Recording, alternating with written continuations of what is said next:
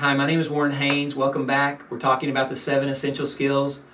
Last session we went over loving God, loving people. Hope you've had a good time experiencing that. Today we're going to be going over what is the first thing that you have to know about another person to begin a discipling relationship with them. And it's pretty simple. You have to know their name and you have to know how to contact them. Now that may sound pretty mundane, but how many people do you know that actually have a list of people that they're trying to influence for Christ? Learning somebody's name is profoundly important, and it has great effect in their life. Let me share a story with you. One time a friend of mine and I were walking through the neighborhood, and we were going, knocking on doors, praying with people. This is something that I've practiced through the years. It kind of helps you stay sharp, helps you interact with people. We met this one young lady. Her name was Tanya. And it was a cold day. We found out a little bit about Tanya. We found out that she was a new mother, had a baby girl. She wasn't married. They didn't have a job. She was living with her dad. Her dad wasn't happy about it. I mean, it's like every question we asked, it just got kind of bleaker. And then we asked her, about her relationship with the Lord, and she wasn't really interested in that. And we said, moved on from there, and then asked, what do you need? Is there anything that you need for your little girl? And she said, well, I don't really have anything, and anything would be helpful. So I told Tanya, I said, Tanya, I don't know what we can do, but we'll do something, because what I've learned is we can always do something. So we sent out a text or an email to some of the ladies in the church, and that was Saturday afternoon. By Sunday morning, those ladies had gathered some sacks full of clothes and even put together a special gift for Tanya. And it was one of those moments you're really proud to be a part of the church, because it was beautiful. Then we left. We asked Tanya if we could pray with her, and she said sure. Prayer always seems like a good idea. So we prayed with Tanya and then left her house.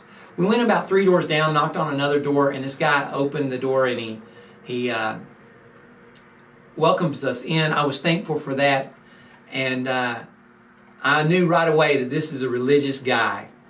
And so when we came in, he said, how are you guys doing? What are you guys doing? And we said, well, we're just in the community trying to encourage people, pray with them.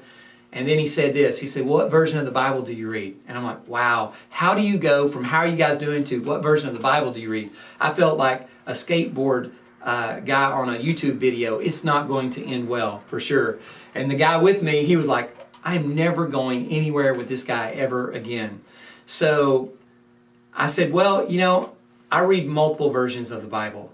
I try to study the text and try to figure it out. And I thought, well, I even try to impress him. I thought, well, maybe if I let him know, I'd even look at the Greek and Hebrew. Well, listen, he was not impressed.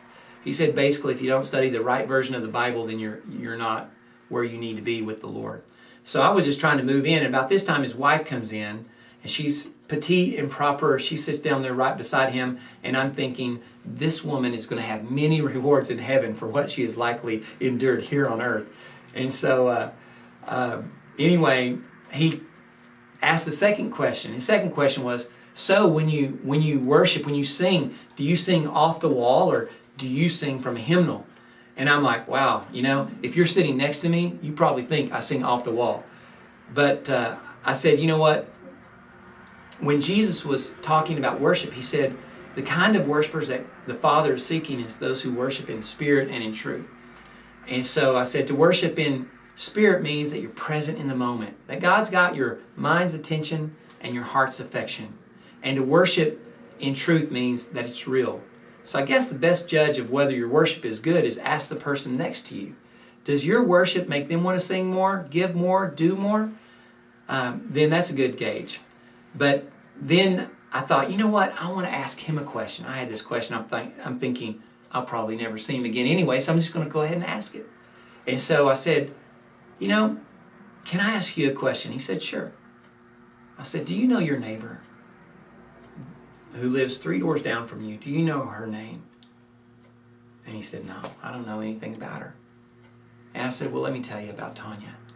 And I told him about his neighbor, about how she had a little girl, and about how that she didn't have things, and about how her living situation is. And I said to him at that point, can you tell me how much Tanya's going to care about what version of the Bible you read, or whether you sing projected words or printed ones? And his wife was just shaking her head like, wow. You know, shaking her head like that. And, you know, really affirming the truth that we all know in our heart. That our love for God is tied to our love for people. And our love for people is tied to our love for God. So, how much can we love our neighbor if we don't even know their name?